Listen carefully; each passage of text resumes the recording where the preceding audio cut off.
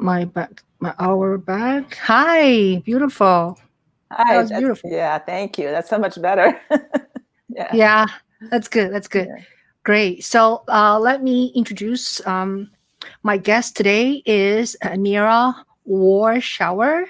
She is a composer for many different genres, but today we're going to talk about her opera called Elijah's Violin. And now let me read just a part of her biography. Mira, with a musical pate ranging from traditional Jewish prayer modes to minimalist textures with rich melodic contours, and from jazz influenced rhythms to imaginative orchestrations of the nature world. Composer Meira Warshauer's music has been performed to critical acclaim and heard on radio worldwide. At its core, Mira's music expresses her personal spiritual journey and her love for the earth, and much of her creative output draws on Jewish themes and their universal message. Performers and commissions of her music include orchestras, chorals, chamber ensembles, and soloists from the US, Europe, the Middle East, and Asia. And her music is published in many different publications, and you can see her fuller biography in the description below. And by the way, she's also a much accomplished scholar, a graduate of Harvard, New England Conservatory, and University of South Carolina. And Dr. Warshauer's music is published by many publishers. So welcome. Thank you. Thank you so much. Yeah, very welcome. So thank you for joining me. I remember we saw each other about like a month ago or something, right?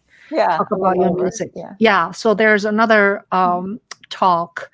Um, uh, I had the series called A Conversation with So and So. Lots of composers, lots of musicians, and sometimes politicians, sometimes Yangan, and sometimes specialists. And every Wednesday, 4 o'clock and Eastern time, I do this show. So today is episode 72. So tell me a little bit about your thoughts and your like what is your initial thought about composing this opera work, and what is this work about?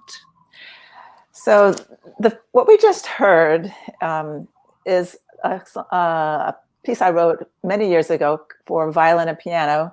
Was commissioned by Daniel Heifetz, and it's called Bracha, which means blessing. And so that was in the 90s. And earlier, like a decade earlier, when my children were really little, I found a book on a bookstore shelf, Elijah's Violin and Other Jewish Fairy Tales by Howard Schwartz. And in that, the title story is Elijah's Violin. So I always had in mind maybe that would make an opera. And when I wrote Bracha, I thought if I ever wrote an opera with that story, that could be the violin. That could be this violin, the violin in the story and the original in the Jewish fairy tale that Howard Schwartz collected. He went to Israel, and this is actually a story from Egypt, the oral tradition that was brought back to Israel when Israel was founded. So there is a mystical violin that has the power to release the imprisoned melodies of the world, or the imprisoned melodies of the heart. Our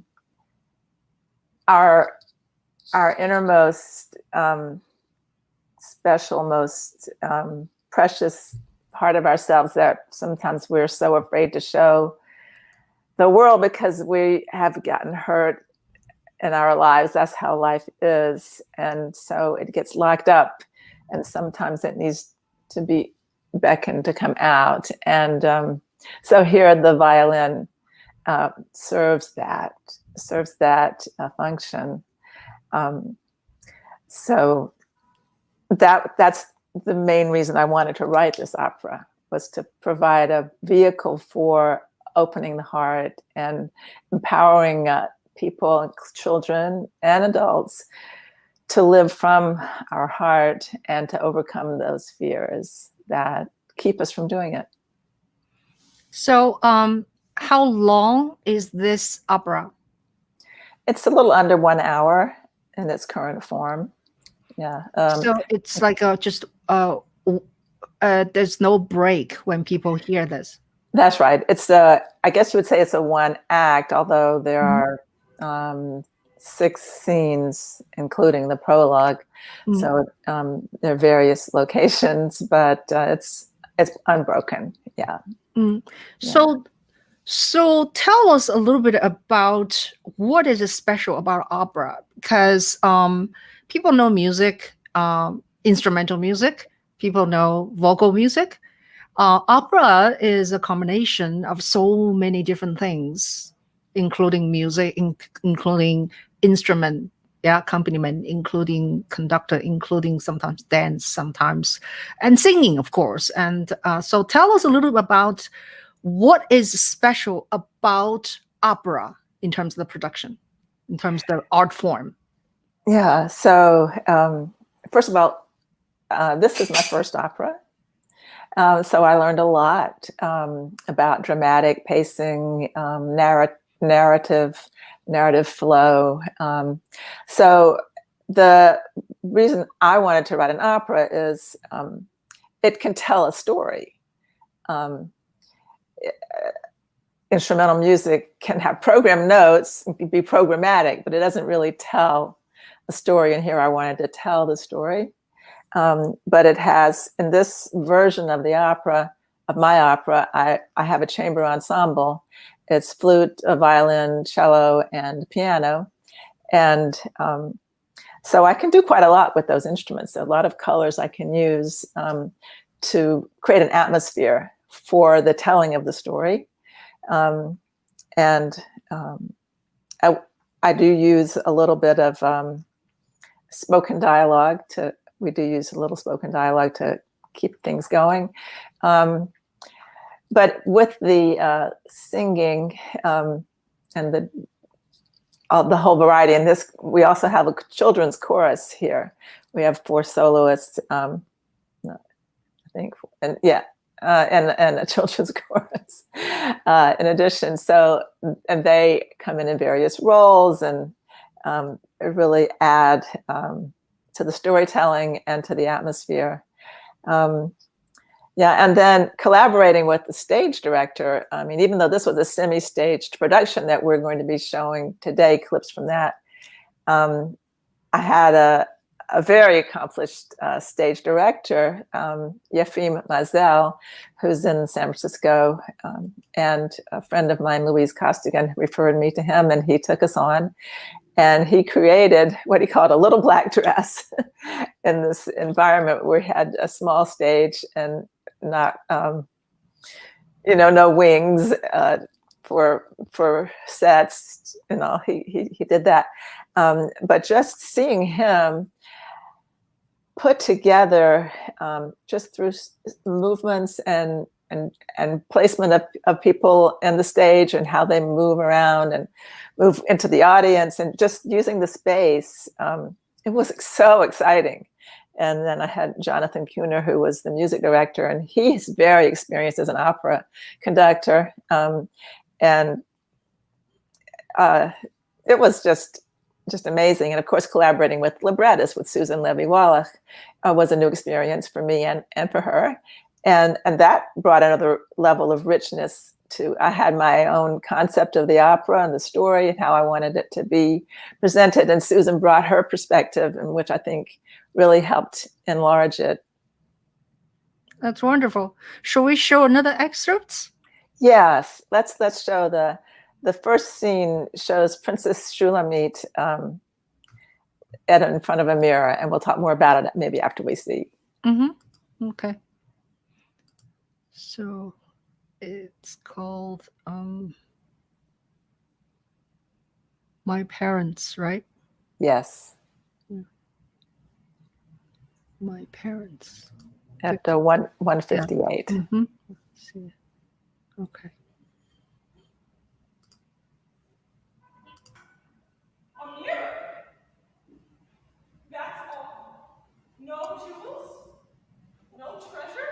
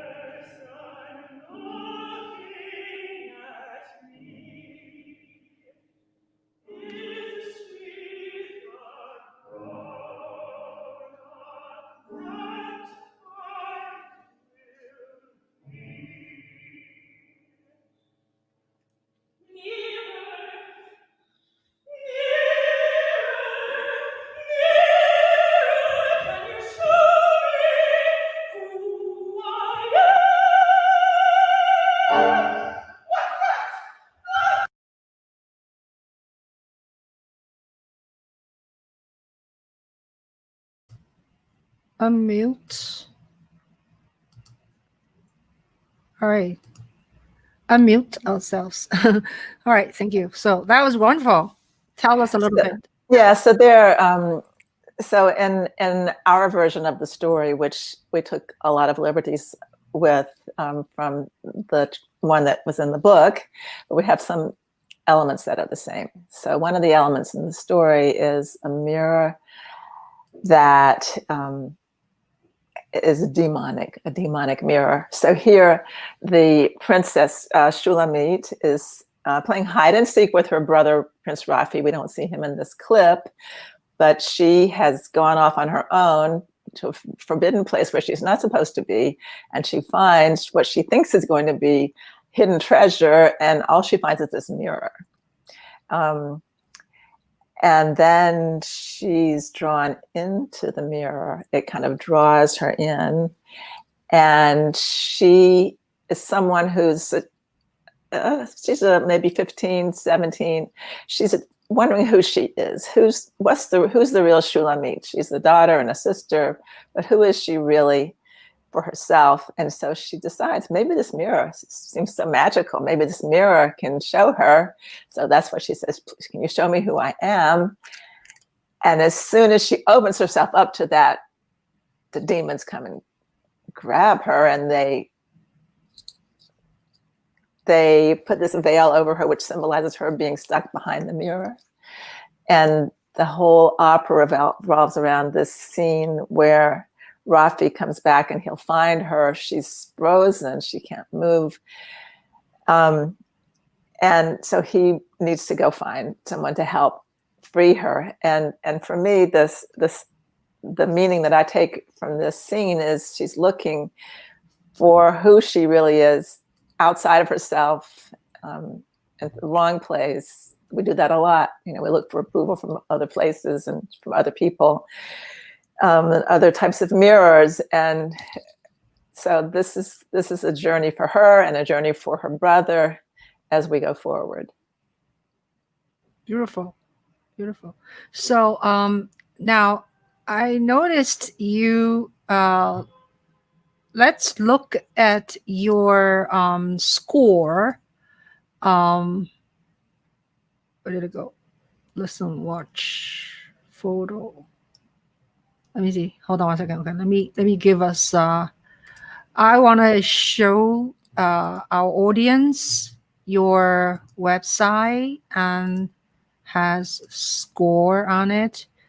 So let's see. Is it photo? It's in the about. And the about, yes. And then you see score. Yeah. On that column on the gray column on the right. Yeah. Has all of full that. violin score.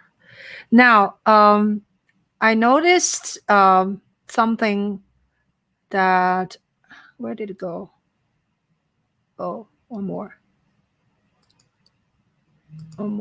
Okay. So, Rafi and Shola, those are two characters, right? Right. Shula is short for Shulamit. Oh, Shulamit. Okay. And Rafi is Prince Raphael. Okay. Her brother. Okay. And so takes so it's a chamber group, right? Correct. So it's for flute, violin, cello, and piano. Is that it? One, two, three instruments. And then how many people singing in chorus? The chorus, I think we had 8. 8. Oh, that's good size. Yeah. And then you have 2 sort of main character, right? No, we have Princess Shulamit, Prince Raphael. But then we're gonna have Zohara, Zohara, a girl and another in the forest, and her aunt, Auntie Malka, and we're going to have Elijah. Oh, okay. Elijah has the violin, so there are actually 5 characters. Yeah. So, yeah, I just don't see that in the first page. In the first, in the first scene, it's just those 2. Oh, okay, got you. Yes, very nice. So I think if we were looking in the score, we would go back a couple of pages and we would see the whole cast. Yeah. Okay, yeah, wonderful. That's so amazing. Nice website. Yeah. Thanks. Yeah, I'm really excited about having this available. Yeah, it's so included a lot of different things. Yeah. So so shall we play one more thing? Sure. Yeah. So now I'll just kind of prepare everyone for this next video clip. Prince Raphael has been running into the forest trying to find the castle where they live is right next to a forest, of course. And so he runs into the forest hoping to find someone because there's nowhere else to go. And he finds an old man in the forest who will direct him he tells him his story, and he'll direct him to Auntie Malka, who was a healer and who lives deeper in the forest with her niece, Zohara. So when Rafi tells his story, Auntie Malka tells Zohara she should go with Rafi and help him find Elijah and this violin, which will be the cure for Shulamit. And Zohara wants to, but she's nervous about leaving. She hasn't really left her aunt, and she's nervous. So in this next aria, or this duet really between Zohara and her aunt, we hear the advice of how she should go, overcome her fears. Okay. Let me find the right one. This you start at the beginning. Yeah, for some reason it's not quite. Yeah, it's not coming on. It just circles around. Let's see. I don't know. So let me fix something here. Okay. Yeah. I just want to make sure sometimes you have so many open, so many browser open, and it's maybe it's too much. Maybe it's on my end, do you think? No, I don't think so. No, it's not. Yeah. Yeah, I'm gonna close the ones we already played. Yeah, this thing's not playing. Sorry. No, it's not. Just the close your eyes, right? Right. Yeah. Shall we try a different one? Sorry. Just or just, take Yeah. that one down and try it again, maybe. Oh, okay. Okay. Yeah. Okay. That's a good idea. Take that one down. So now I assume this production is sung in English, right? It's in English. Yeah, everything is in English. Mhm. And while we're working on that, I want to mention that this is not the first kind of demo that I've had. My first person who was interested in my writing an opera, other than Ellen Frankel, who is a librettist who approached me and got me going with this many years ago. So another Ellen Schleifer, who's the opera director at USC. Yeah. I'll tell you more. You had the thing there, but she produced with her FBN singers here in Columbia. She produced a version, just a reading of it. Okay. All right, here we go. So this is called Close Your Eyes. Yes.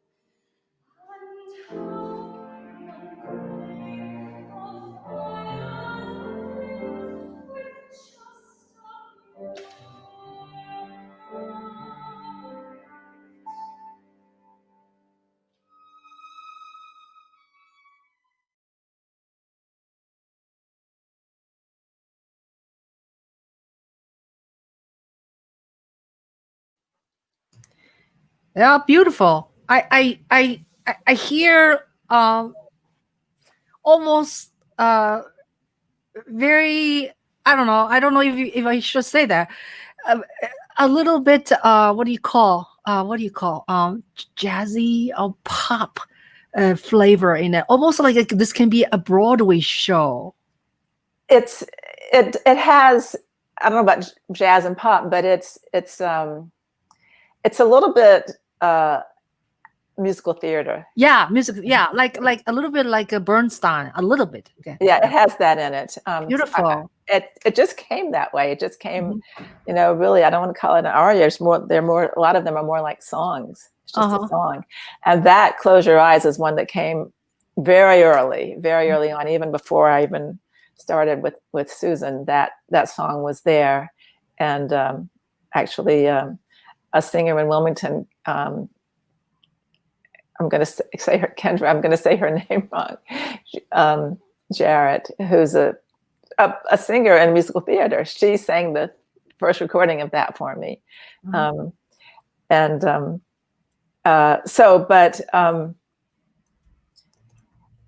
the thing I wanted to give over in that song is I've been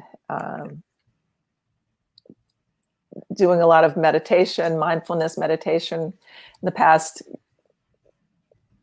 well, for a long time, but even more the past 10 years, I suppose. And I wanted to find a way to put that into a song. How can you go inside yourself and breathe and be with the fears, and how can that help make it be okay to go out to the world, and how can you cultivate that feeling of security within yourself? And that's what Zahara needs to do in order to even embark on this journey with Rafi. And that's eventually what Shulamit, in the sense, will experience. And we bring in the audience as an audience participation aspect later on. So yeah, I wanted to make it very accessible. So especially in that song. Yeah. Yeah, beautiful. Beautiful. So now tell us a little bit about your background, how you became a composer. Oh. In a short version. Yeah, I'll try to make it really short. Well, of course, I liked music from a young age. And when I was 3, and I would go next door, where my next door neighbor was playing piano when I was little, and I'd just sit there on the couch and listen. So I knew music was special, but I didn't, and I took piano lessons. I didn't think I was going to be a pianist, much less anything else in music. I just thought I liked it. But when I finally ended up, after Harvard, I went to the New England Conservatory of Music at the strong encouragement of my teacher at the Laundry School of Music, Alice Wilkinson. And while I was there, I was exposed to so many ways of making music in addition to performing piano. And I took a class as an elective. During my master's degree, I had an opening for an elective, and signed up for composition for non-majors,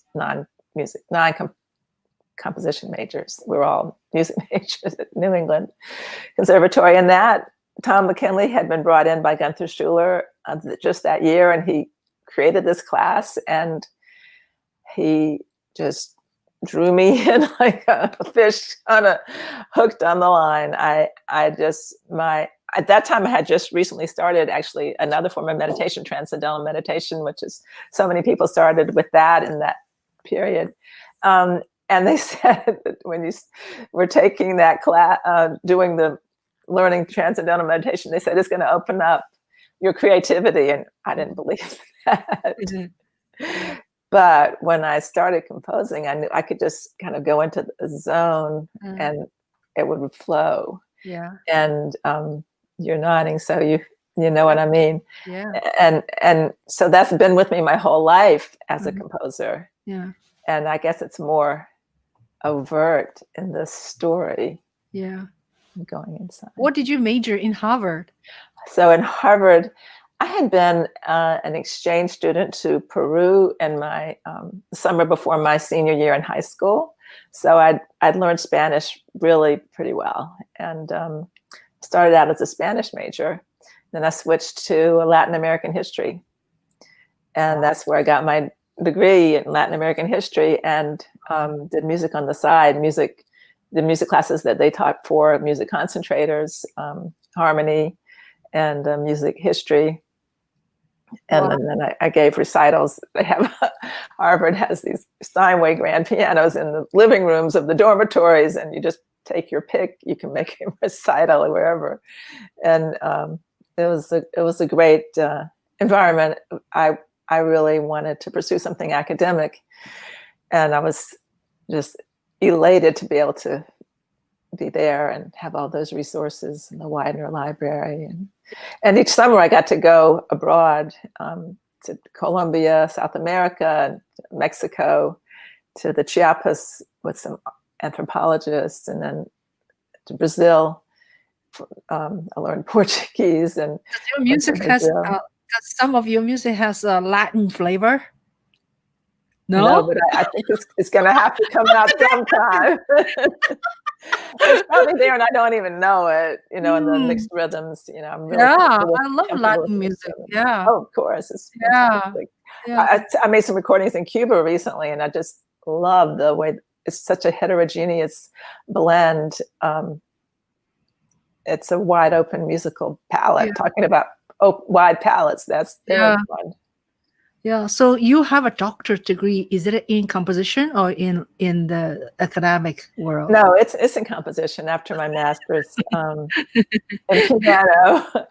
And then master's in composition. I ended up in South Carolina and did my doctorate at the University of South Carolina. I actually had, at that time, I showed my age, but I had a typewriter, and I was typing out an application to Yale to go to graduate school in Latin American history. Wow. I miss the sound. I miss the sound of typewriter. Yeah.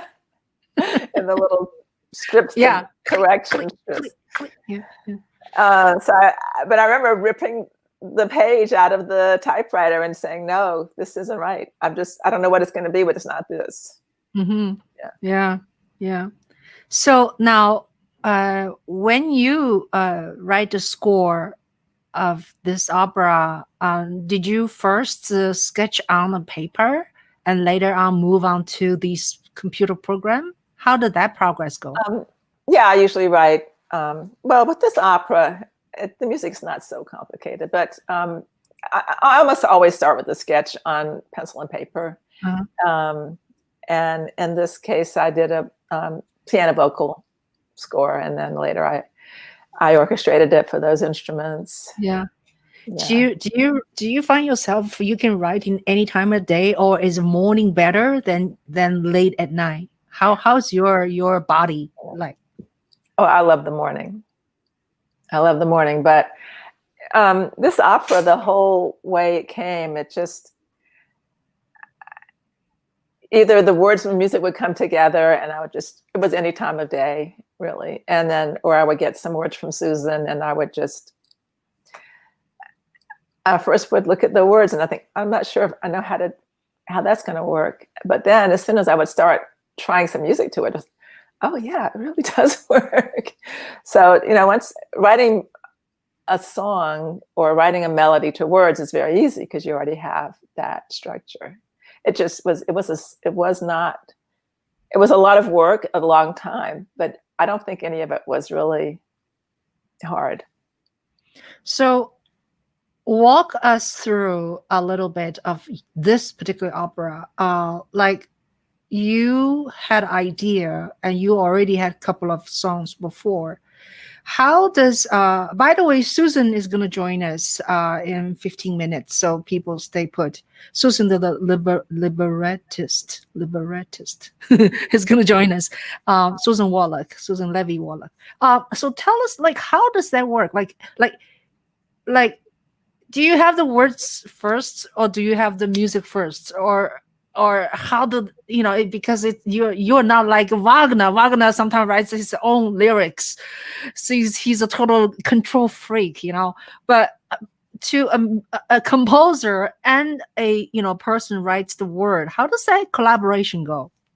Well, it varies. Sometimes, like I mentioned, sometimes for me, the words and music would come together, and then Susan would tinker with them and make them better. Or we would discuss it and come out with something better in the end.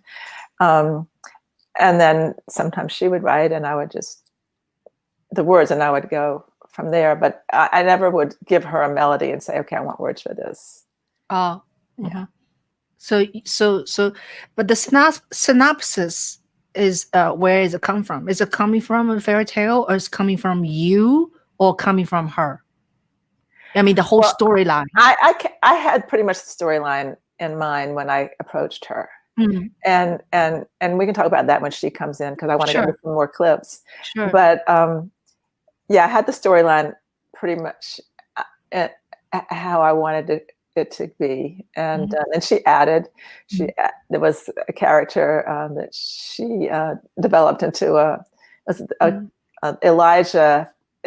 That Raphael first encounters this old man in the forest, and he's Elijah in disguise. In the Jewish tradition, Elijah is someone who lives in every generation, but you don't know who he is. He's usually somebody poor. They could be a homeless person. And Elijah, the symbol of Elijah is Elijah heralds the redemption. So he's the forerunner of the Messianic age, or the age of peace, or the Messiah, however you want to describe it. So he's symbolic in that way. So she created that scene with the mushroom gatherer. Shall we play another excerpt? Yes, I would love to do this. This is the chorus. We have seen the demon run, and so this shows you how Raphael and Zohara, they embark on their journey, and they're being haunted by the demons. Those demons that were behind the mirror, they're haunting Zohara and Raphael too. Okay. Let me see if I can find it. It's not in here right now. Says, we have seen the demon run. That's not it. Oh, okay. So I need to get out of here. Okay. Oh, not this. Hold on a second. Demon run. Okay. Starts at the beginning. Yeah. Can you see now? You cannot see yet. Let me do one more time. So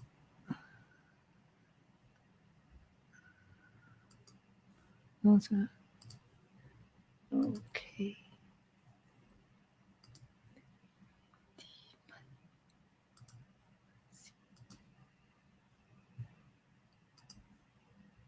At the beginning.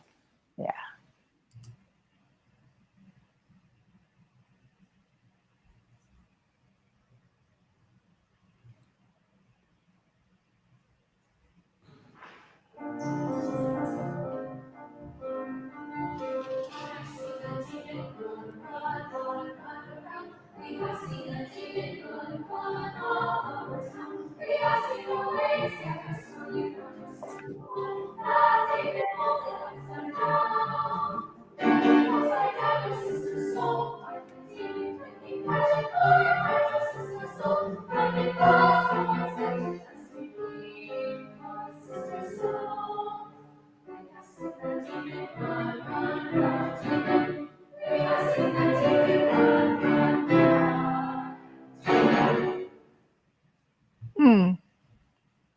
Great. Yeah. So that's an example where Susan had those words, and just the song just wrote itself. Yeah, she had the rhythm and the words. It made it so easy to write it, and those are the cantabile singers in the Valley, in the San Francisco Bay Area. Yeah. Great. So thank you. We have 12 people right now watching us. Thank you so much for joining us. And if you have any questions, please ask my guest, and you can type it in here, and then we'll answer you.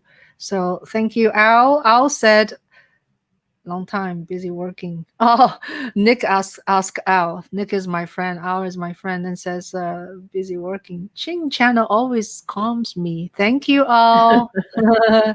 And Susan is here. She's going to join us very soon. And so shall we play another one? Yeah, they finally find Elijah. While you're getting ready, hold it close. I'll just tell what's going on.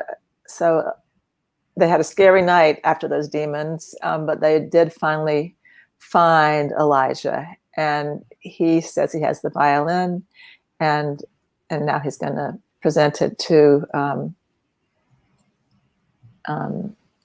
Zohara, but she's still afraid. So. Okay. Go to first.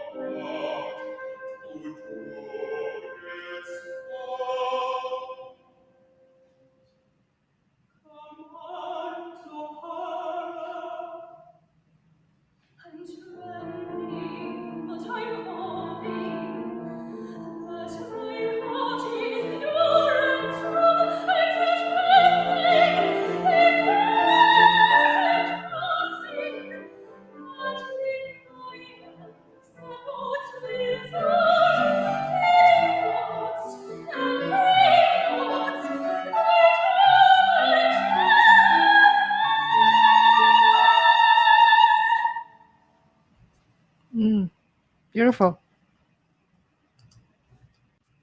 So at the end of that, she's still afraid, and so she has this idea that maybe the audience could help. So she sings to the audience, "Can you help me, all of you?" And Rafi, "Can you show them what to do?" And Rafi has taught the audience ahead of time how to tone, which is just sustaining a note, any note on any syllable. And so the audience does join in, and when the audience joins in, then Zohara is able to get up the courage to play. And at first it doesn't sound good, but then it does. She settles in, and she can. She doesn't play the violin. She actually holds it, like he says, hold it close, and it will play the notes by itself. So that was Yefim's solution to having the soprano, who's not a violinist, played the violin, which was brilliant, because that's really how it is. The violin does play itself. Even in the story, the original story, the violin plays itself. So a production like this, what is your desire? Do you want opera company to perform this work, or do you want a like how does a composer, after they spend so much time working on some work, like how does this thing deliver to our audience? Yeah, so this I'm ready to entertain invitations from an opera company if they have a family opera series as a one act. So it's good for a weekend, show for families. It also could go into schools. A lot of companies have outreach, And Susan actually created a narration, this possibility of making a narrated version that's not as long as this is about 50 minutes. And so it could be like 30 minutes. And that could be done either in conjunction with the full length or just as a separate standalone. But yeah, it's, I'm trying to fill a niche for the family opera and give over an important message. Mm-hmm. It could be a holiday. It could be, we have a Mall and the Night Visitors. This doesn't have a theme like that one does. But I feel like it could serve that purpose. You know, it gives another voice for reaching families. Yeah, lovely. And is there a category for this kind of production? Do we call chamber opera? Chamber opera, that's right. Yeah. Mm. Very good. And it's very accessible, right? Because if you have a huge, big opera, you need a much more larger budget to produce.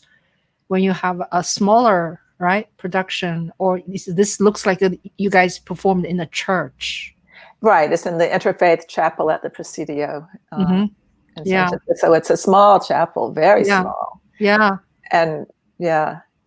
Do we have more things we want to play before Susan comes on? We could play them now, or we could play after she comes. We have the scene where they find Shulamit, and then we show what happens there and how the violin works itself on her, and then we have the finale. So we could show that one now. This next one, which is Stay Brave, Shula. It's from the complete video at 50:34. Yeah. Okay.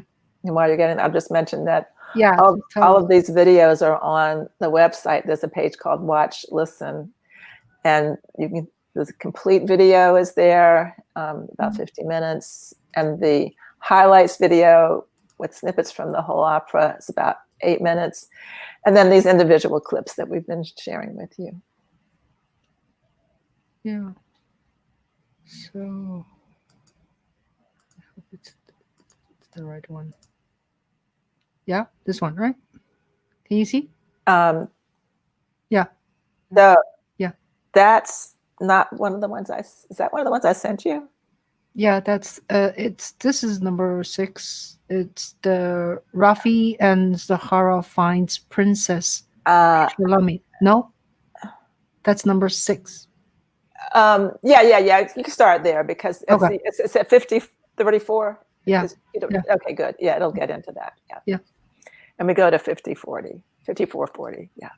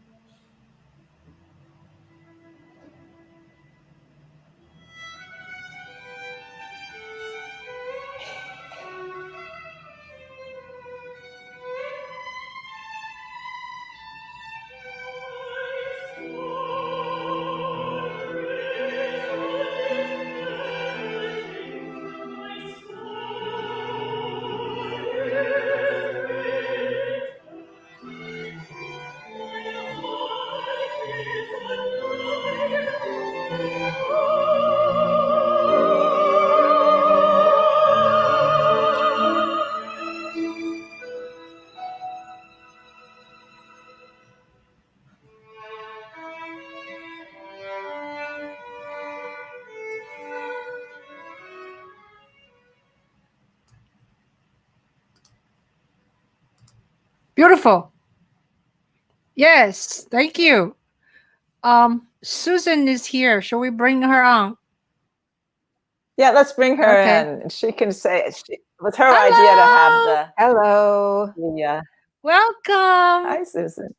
Glad to This- be here. This is Susan Levi Wallach, the librettist, collaborated with our composer, Meira Warshauer. So, how are you, Susan? I am well. How are you? I'm good. I'm good. I've been So, watching your interview. It's been fabulous. oh, thank you. Thank you. So, now, Susan, tell us a little bit about yourself. What would you like to know? Artistically, you know, I know you're a writer, and then you probably have other specialties you have. So tell us a little bit about yourself, please. Well, I started in modern dance and then sort of segued into writing after a bad injury. I've been writing for many years. I've got a master's degree from Vermont College of Fine Arts, an MFA. Mostly I write poetry. This is my first opera, not my first collaboration, but perhaps my most intense collaboration. Wonderful, wonderful. Modern dance. Did you? So where were you dancing when you were dancing? Oh, a long time ago in New York. Yeah, Yeah. in New York. That's interesting, because my husband was a modern dancer. Oh, really? Yeah, Oh, in New we have York. to talk after Yeah, after the broadcast. I'll talk to you. Yeah, about it. Yeah. Anyway, so tell us a little bit about the process of writing. We were talking a little bit earlier already. How does the puzzle fit together when you guys working together for this particularly work, Elisha's violin? Initially, I thought that Meira would write the music first, and then I would do the lyrics, the libretto to fit her music. And I was very surprised when she said, no, you write the words first, and then I'll fit the music to the words. And that was like so much pressure. And so I worked very hard. I read Bruno Bettelheim. I studied Stephen Sondheim. I watched all these operas, and then I read her notes on the folk story. Yeah, and then I just sat down and started writing, and I was amazed that things actually flowed fairly well. The story kept coming. The words kept coming. Initially, we had much more end rhyme in the first version of the libretto because Meira had thought that she wanted more of a rhyme scheme. And then she read the first version. She said, those rhymes, there are too many of them. So I went back, and I prefer working with internal rhymes. And so I went more with that. And I started, it was all a process. I started staggering the meter, making it less sing-songy, less Dr. Seuss, and just giving her, I think, a lot more flexibility with how she wrote her music. And it came together. Wow. So the operatic writing, is it similar to write like a poem or not? Yes and no. In opera, you have to be very aware of the singer, in how the singer will hold a note at the end of a line, in what is singable in terms of consonant combinations. And you also, because it's there's an audience that has to hear and absorb, you can't get too complicated with your concepts. You can't make too much happen in too short a space of time. Yeah. So, refresh my memory. How do two of you met? How did you met? Go ahead, Meira. Well, we both were living in Columbia, How South did you Carolina, meet? and we knew of each other because it's a small Jewish community here. And then Susan bought the house, which is right across the driveway from my driveway. Like our driveways meet, and there's a street, a very short and untrafficked street in between. It was almost like two houses that are kind of Yeah. very, very symmetrically adjoined with a street in the middle. Mhm. So she had a screen-in porch, and I remember I was working on my symphony, Living, Breathing Earth, and I remember I would go across the street, Susan, I think I finished my symphony. And she said, oh, great. And then I'd go back and I would look at it and I was like, I don't think I finished it yet. And then I go, Susan, I think I finished it. And she said, oh, great. I can feel that. The ending of that symphony took a while, but she was kind of part of it. Oh, that's lovely. Yeah, that was nice. So when I was looking for a librettist, I thought, thought maybe we could work together. Yeah, that's wonderful. We have a website here, so people can check Susan's work out. lingolit.wordpress.com. That's her website. So actually I can take it out. So yeah, let me see. Let me bring her website on our screen. We can take a look. Oh, let's see. Where'd it go? Oh, okay, here you go. Okay. Oh, never mind. Did not work well. Sorry. Yeah. Okay, I'll keep working on it. So why don't you two artists talk to each other? So let me find Susan's website because it's not showing up right now. So yeah. Oh, I was just going to say, Susan, we just showed that scene with Shulamit and the violin, and how it was your idea to have the violin be squawky and not quite there yet, and have that be a dramatic build. Exactly. And for that reason alone. Yeah. I think it worked.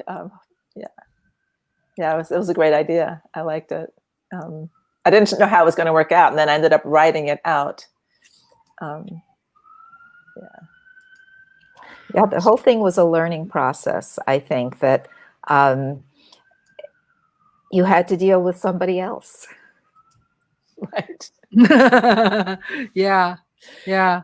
And yeah, so we worked through we had some disagreements, and we worked through them. And I think that, as I was saying earlier, before we started, that I think because we have two different minds and two different experiences, we brought that to the opera, and I think it's a broader experience because of it, because of the collaboration of two individuals, highly opinionated individuals, and I think, we had Beth Greenberg served as a consultant. She's an opera director in New York, and she was helpful, and because she has so much experience with operas, and for us it was our first baby. So it was helpful to have some experienced eyes looking at it too. Susan, I'm looking at your website. What does lingolit mean? It doesn't mean anything. Okay. So but when people type your name, they can find you, right? Yes. Susan. Yeah. So this is a this looks like almost looks like a resume, huh? Yeah. Isn't it? Yeah. It's my CV, yeah. Yeah. That's nice. Yeah. Okay, people check it out. Lots of productions, lots of work, lots of publications. Yeah, beautiful. Thank you. So now let's go back to here. Okay, so now, so tell us, from the beginning to you record that production in the church, how long the creativity process went? Ooh, couple of years, right, Meira? At least. Oh yeah. For me, I had started before I even started with Yes. Susan. Oh So wow. it was, and I wrote other music in between, it was just kind of there and be front and center for a Yeah. while, and then something else would come along and then it would be there. And we had our first opportunity to present it in Wilmington, North Carolina, and Susan came to that. That's when you read the narration, right? Yes, I read and wrote it Oh. for that. Yeah. So the UNCW, University of North Carolina and Wilmington Opera Outreach project with Nancy King and her students and some professionals from her program. And they gave a great reading. It wasn't really staged, just costumes and standing there. But the reception was astonishing. It's wonderful. You got a standing ovation. Yeah. Yeah. I see. The Temple of Israel in Wilmington. Good crowd. Good crowd. But that was a different one from this. Oh, okay. So now tell our audience, opera singers, they sing on stage without microphone. But Broadway shows, people sing actually have microphone hiding in their heads. So this production sounds a little bit like a musical. So how does your singers, are they going to be mic'd in ideal situation? Well, it depends on the hall. I mean, this was in a very small hall, and there was no microphone, no miking involved. And I'm a classical composer. I mean, I didn't conceive of it as with mics. But if you're in a huge space, sometimes even now, sometimes they sneak in microphones from the classics. Yeah. So it would depend. I don't know. Yeah. That would be more up to the producers. Yeah. Oh, Susan was frozen. Okay, I'll bring her on. Yeah. Sorry. Susan, the first one was frozen. Yeah. Wait. Oh, she. We lost her. Are you there? All right. She'll come back. Anyway, so yeah. So tell me a little bit about the production. We heard all these. This isn't all one position, right? It's all so. Who recorded this? Did you just have one camera record this? I had one camera operator. I found him. He makes videos with the opera. Oh, is Opera San Jose? Maybe. I think that was it. Yeah, and I was just extremely lucky. I'm sorry, I'm blanking out on his name, but he came in with his video camera, and I think he had two. He had one at the very back that he just set and let it go, and then he had one close up, and I see. That's how he was able to maneuver that. And he had I also had I had hired a separate audio technician, and we actually ended up, I think, using the one from the video because it had less reverb. I don't know, something about it was easier to go with the video. Did the videographer brought his microphone? Yes. Oh, so he actually had like two microphones facing the singers. He had I think he had an extra microphone, his own microphone, and then there were the other audio microphones that we didn't end up using. Yeah. Oh, okay. Yeah. Because it's complicated to record opera. You have so many singers. The fancy way would be lavalier them, each important character. That'll be sound very good. But then, I doubt it. That's the case. So probably just have like ideally two microphones on both sides. Yeah, and then hooked with his camera. Yeah, but anyway, yeah, good job for one person. Yeah, it was I know how amazing. tough it is. And the Yeah, performers, I mean, the performers were amazing too. yeah, We auditioned them, and I just want to credit them. Jacqueline Kearns was Shulamit, and Maria Kaganskaya was Auntie Malka. Alice Rosenet was Zohara, and Sheng Wei Sung was Elijah, and we had Sergio Gonzalez as the brother Raphael. yeah. And then the Cantabile singers, Elena Sharkova directs them, and Ofer Dalal rehearsed them, and Lori Bamsberger. I mean, we just had an amazing team. Yeah, and your instrumentalists are very good. Oh, they were fantastic. Yeah, Natalie Rainey, Jason Sherbunde, Stacy Palinka, and who did I leave out? The violinist Terry Bone. yeah, yeah, yeah. she's Yeah, great. they were, and Jonathan Cooner hired them. And the Jason- conductor. Yeah, he was the music director conductor. He's in Berkeley, and Yeah. Do you have a director, like to direct people walking around, like a well, that theater? was Yefim Mizell, the stage director. You're the stage director. No, Yeah. Yefim Oh, Mizell. yeah. Oh, okay. Yeah, he Oh. was the stage director, and he was really the glue that he was the boss. Yeah. So It how was many? How amazing many? work. May I ask how many rehearsals you had? We rehearsed for the week before. 1 week. 1 week. Oh, okay. Good. And we did Good. some individual coaching. Yeah. Yeah. That's great. and- So and- Susan, what you are working on now? Now I'm basically, between the time the show, the opera premiered, and now I've been certified to teach wheelchair ballroom dancing to people Oh in my wheelchairs. God. So that is what I focus on now. Of course, at this time with COVID, not Yeah. so many students, Yeah. but that's where my career is moving. Wow, there is a film about that, I think. There are Ballroom a dancing. couple of on them, wheelchair. I Yeah. think. Yeah. And it's quite exciting Awesome. Wow. and fascinating. Yeah. Wow.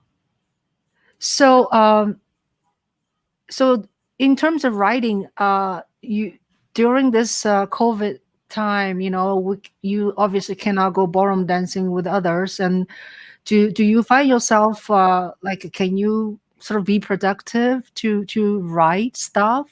Oh yeah, I do. I keep writing, Mm. but I also keep dancing. Awesome. I'm married to my dance partner, so we still do a lot of that. But writing as well. It's turned into a productive time. I thrive in isolation. Yeah. Wow. I think all writers do, Yeah. and Well, composers. You too, Meira. Yeah. Yeah, Wow. it's not a challenge. No. I think it's much more of a challenge for my friends in theater who find themselves cut off from their casts and audiences. Yeah, thank you. Oh, Al is leaving. Al, thank you for watching us. He's just said goodbye. So, should we play something else before we end this? Yeah. Let's play this. A little bit of the ending, the finale. Okay. So that's the. Finale. I think we used the highlights video with that. Huh? It's called the highlights video. Oh, yeah. Uh-huh. Yeah. Let me find it first.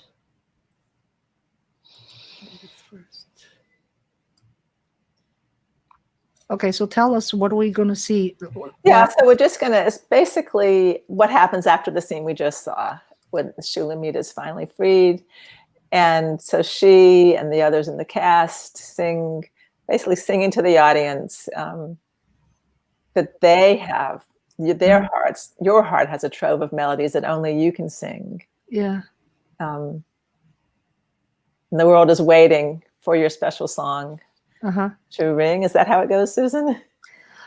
I think so. It's been a while. I saw those words. I thought, how's that gonna really work? And then it just started writing, and then, oh, of course, has to be the ending. It was so much fun when that happened. I would look at it. Okay. Oh, Ready? Okay. Go.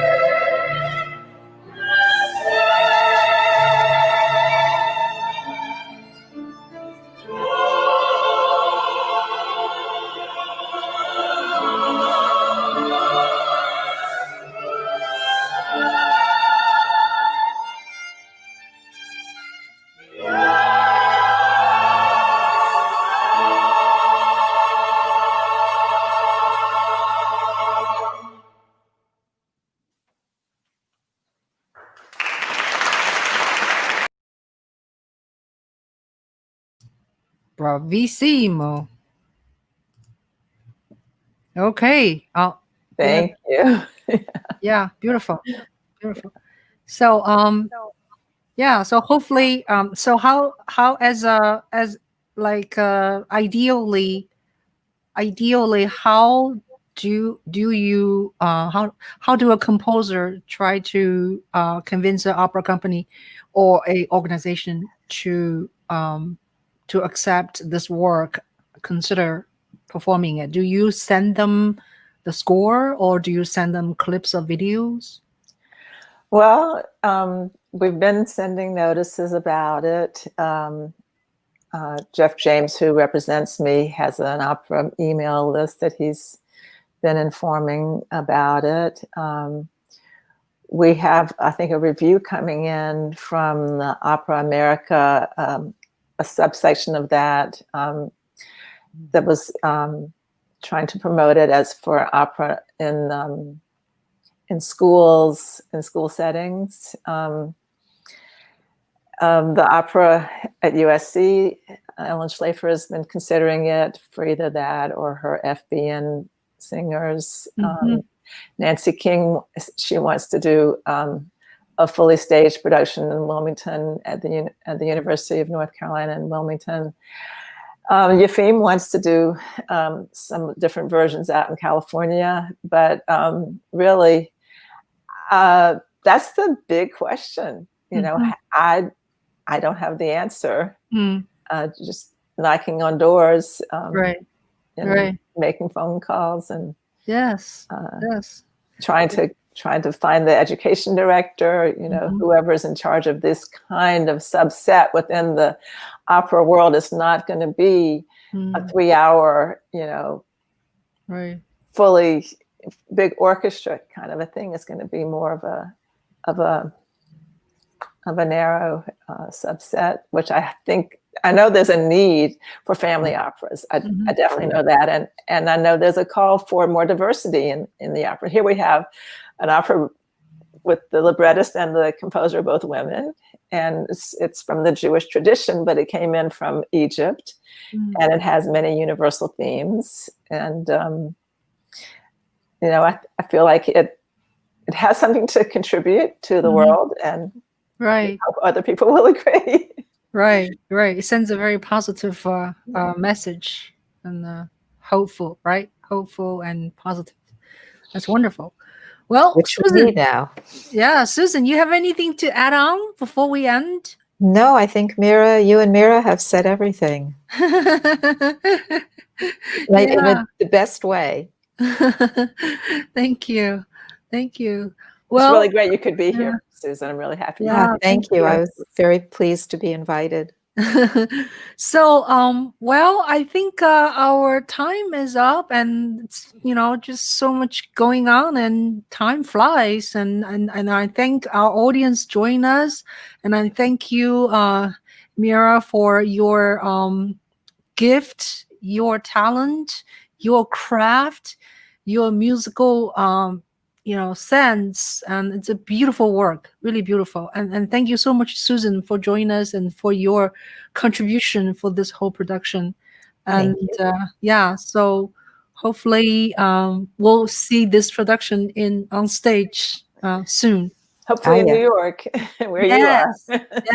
yes. Thank you so much, Ching. It was really a pleasure to be with you So again. it's Meira. Thank you. Yeah, thank you. So I'm talking to Meira and Susan. They're from North Carolina, right? No, Sorry, South Carolina. South Carolina. I'm sorry, South Carolina. Yeah. So We're in South Carolina now. I'm in New York City. That's okay.